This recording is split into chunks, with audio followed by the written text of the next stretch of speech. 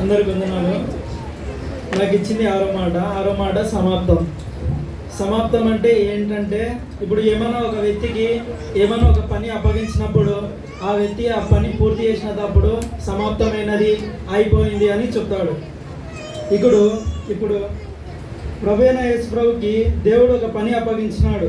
ఆ పని యేసు ప్రభు సమాప్తం చేసినాడు. యోహాను 19:30 చూసినట్టయితే యేసు ఆ చిలుకను పుచ్చుకొని తల వంచి సమాప్తమైనది అని చెప్పాను. పాత నిబంధన గ్రంథంలో చూసినట్టయితే ఇంతకుముందు పాపం చేసిన వాళ్ళని ఎవరైనా కానీ వాళ్ళకి పాపం పోవాలంటే ఒక గొర్రెను బలి అర్పించేవాళ్ళు. ఈ కాలంలో ఇప్పుడు కూడా అలాగనే బలి ఇస్తున్నారు. ఆ బలి ఉండకూడదని యేసు ప్రభు భూలోకానికి వచ్చాడు.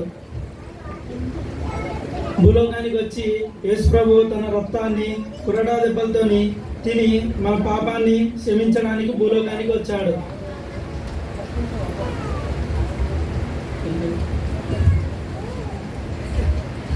చాలా చక్కగా చెప్పాడు. కానీ ప్రిపేర్ కావాలి కొద్దిగా. ఏదో ఒక మాట ఇచ్చినప్పుడు ఏం చేయాలంటే కొద్దిగా బాధ్యత తీసుకొని ఒక అర్ధగంట సేపు బాధ్యత తీసుకొని ప్రిపేర్ కావాల్సిందిగా కోరుతున్నాడు. బాగానే చెప్పాడు. లేదా మంజుల గారు పాడబడతారు.